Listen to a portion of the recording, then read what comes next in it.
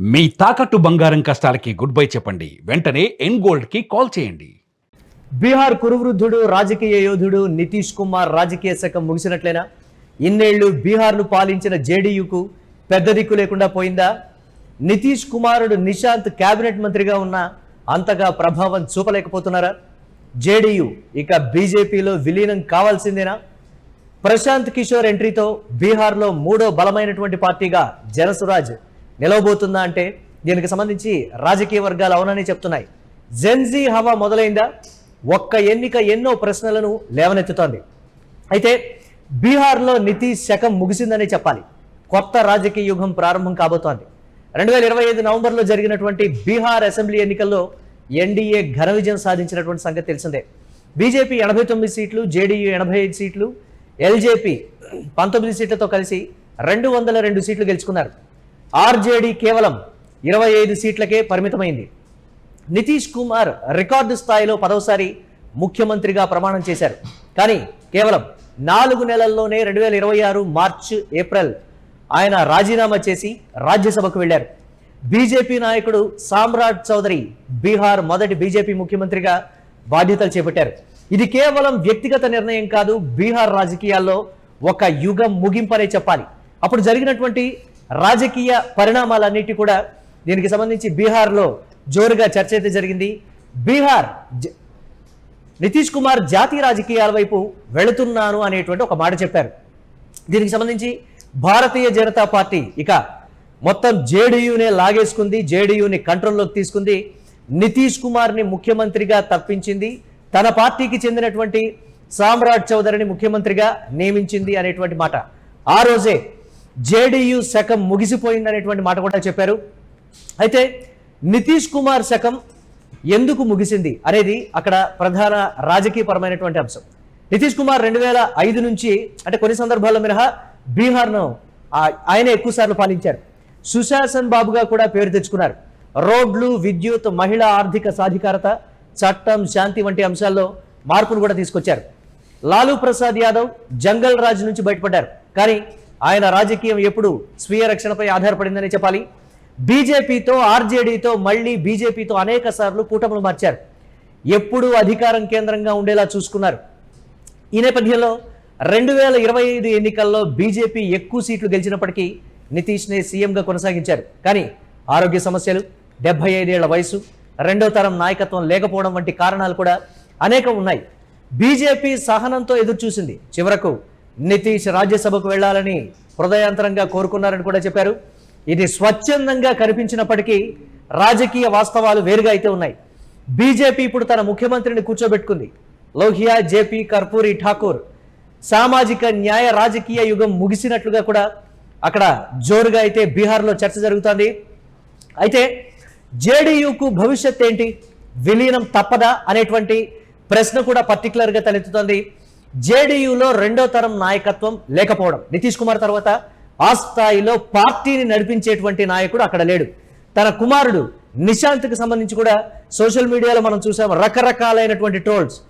ఆసక్తి లేకపోయినప్పటికీ తన వారసుడు అనేటువంటి వాడు రాజకీయాల్లో ఉండాలనేటువంటి ఒకే ఒక ఉద్దేశంతో ఎమ్మెల్యే కాకపోయినా, ఎమ్మెల్సీ కాకపోయినప్పటికీ కూడా అక్కడ దీనికి సంబంధించి ఆరోగ్య శాఖ మంత్రిగా అతన్ని నియమించడం జరిగింది. సో నిశాంత్ మంత్రిగా సెలెక్ట్ అయిన తర్వాత చాలా రకాలైనటువంటి మీమ్స్, ట్రోల్స్ ఏ రోజు కూడా తన శాఖకు సంబంధించి తాను సరిగా పట్టించుకోకపోవడం కానీ, లేకపోతే నిశాంత్ ఎప్పుడూ కూడా అనారోగ్యంతో ఉంటూ ఉంటాడు, అంత యాక్టివ్గా ఉండడు అనేటువంటి మాట. తన శాఖకు సంబంధించే కాదు, పార్టీకి సంబంధించి కూడా అంత యాక్టివ్ మోడ్లో తాను ఉండడు అనేటువంటి పరిస్థితి. మరి నితీష్ కుమార్ తర్వాత జేడీయూ పరిస్థితి ఏంటి అని అంటే ఖచ్చితంగా భారతీయ జనతా పార్టీలో విలీనం అవ్వబోతోంది. ఇది పర్టికులర్గా జరుగుతున్నటువంటి చర్చ. అయితే ఇప్పుడు దీనికి సంబంధించి నితీష్ లేకుండా పార్టీకి స్పష్టమైనటువంటి రెండో తరం నాయకత్వం లేకపోవడం అక్కడ జేడీయూకి ఒక పెద్ద మైనస్గా అయితే ఉంది. సంజయ్ ఝా, లల్లన్ సింగ్ వంటి నాయకులు బీజేపీకి దగ్గరగా ఉన్నట్లుగా కూడా చెప్తారు. అయితే ఓట్లు అనేవి నితీష్ కీలక ఆస్తి అనే చెప్పాలి. ఆ పార్టీకి సంబంధించి ఆయన చరిష్మా కావచ్చు, మొన్న గెలిచినటువంటి ఎన్నికల్లో కూడా తన చరిష్మాతోనే మళ్ళీ అధికారంలోకి వచ్చాం, అందుకే నేనే ముఖ్యమంత్రిని అవుతాను అనేటువంటి మాట కూడా చెప్పారు, అయ్యారు. కానీ కేవలం 4 నెలల కాలంలో అసలు ఏం జరిగింది? రాజకీయపరమైనటువంటి అంశాలు కావచ్చు, లేకపోతే కూటమిలో భారతీయ జనతా పార్టీ ప్రాంతీయ పార్టీల పట్ల చేస్తున్నటువంటి రాజకీయపరమైనటువంటి వ్యూహాల భాగంగా జేడీయూ కూడా మరికొన్ని రోజుల్లో పూర్తిగా కనుమరుగు అవ్వబోతోంది అనేది అయితే పర్టికులర్గా అర్థమవుతోంది. దీనికి సంబంధించి అయితే విలీనం అవసరమా, అయితే ప్రస్తుతం అధికారికంగా ఎలాంటి ప్రక్రియ జరగడం లేదనే చెప్పాలి. కానీ వచ్చే ఎన్నికల నాటికి మాత్రం స్పష్టంగా దీనికి సంబంధించి ఒక ప్రక్రియ అయితే ఉండబోతోంది. మరి జేడీయూ స్థానాన్ని బీహార్లో ఎవరు భర్తీ చేస్తారంటే జనసురాజ్, ప్రశాంత్ కిషోర్ పార్టీ భర్తీ చేయబోతోంది. జెన్జీ హవా మొదలైంది అనటంలో ఈ అంశానికి సంబంధించి ప్రశాంత్ కిషోర్ ఒకంత ముందడుగులో ఉన్నారనే చెప్పాలి.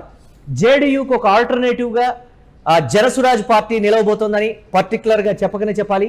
ఈ నేపథ్యంలో రాబోయే ఎన్నికల్లో గట్టి ఫైట్.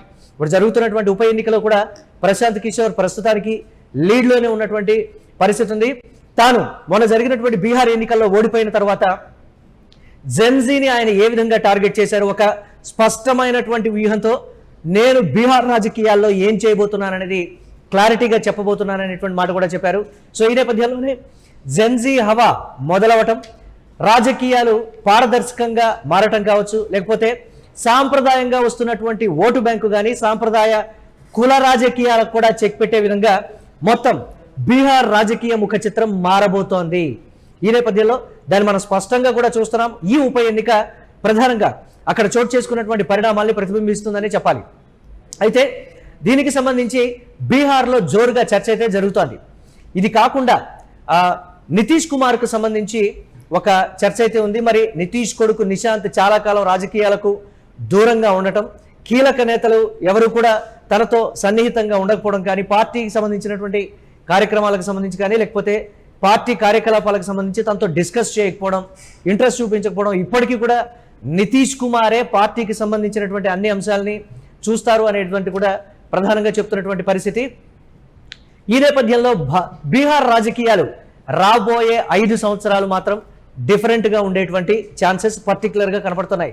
పాత తరం సాంప్రదాయ రాజకీయాలకు స్వస్తి పలికి జెన్జీ తరం ఏ విధంగా అయితే మార్పును తీసుకొస్తుందో ఆ స్థాయిలో జెన్జీ హవా మొదలైంది అనేది అయితే పర్టికులర్గా మనం చెప్పొచ్చు. కానీ జేడీయూకు సంబంధించి అయితే నితీష్ కుమార్ శకం ముగిసినట్లేనని పర్టికులర్గా మనకు అర్థమవుతోంది. నితీష్ స్థాయిలో కీలకంగా వ్యవహరించేటువంటి నేతలు ఒకరిద్దరు ఉన్నప్పటికీ కూడా వారు భారతీయ జనతా పార్టీకి సన్నిహితంగా ఉంటున్నారు అనంటే ఈ నేపథ్యంలో జేడీయూకి సంబంధించి క్లోజ్ చేయడానికి, ఆ పార్టీని ముగించేయడానికి భారతీయ జనతా పార్టీ బ్యాక్ ఎండ్లో చాలా వర్కౌటే చేసిందనేటువంటి మాట కూడా చెప్తున్నారు. ముందుగా రాష్ట్రం నుంచి నితీష్ కుమార్ని బయటకు పంపించాలనేటువంటి ఒక ప్లాన్, అది సక్సెస్ అయింది. రాబోయే ఎన్నికల నాటికి పూర్తిగా జేడీయూ నితీష్ ప్రభావం లేకుండా చేయాలనేది భారతీయ జనతా పార్టీ ఒక ప్లాన్. కానీ ప్రస్తుతం ఉన్నటువంటి పరిణామాలు, జనసురాజ్ పార్టీ జెన్జీ ఉద్యమం కావచ్చు, లేకపోతే జెన్జీ తరం ఆలోచిస్తున్నటువంటి విధానం కావచ్చు, జెన్జీ రాజకీయాలను చూసేటువంటి విధానం కూడా మారింది. కాబట్టి సాంప్రదాయ రాజకీయాలకు స్వస్తి పలకడం, జెన్జీ హవా మొదలవటం, జనసురాజ్ కూడా కీలకంగా మారబోతుందని అయితే స్పష్టంగా తెలుస్తోంది.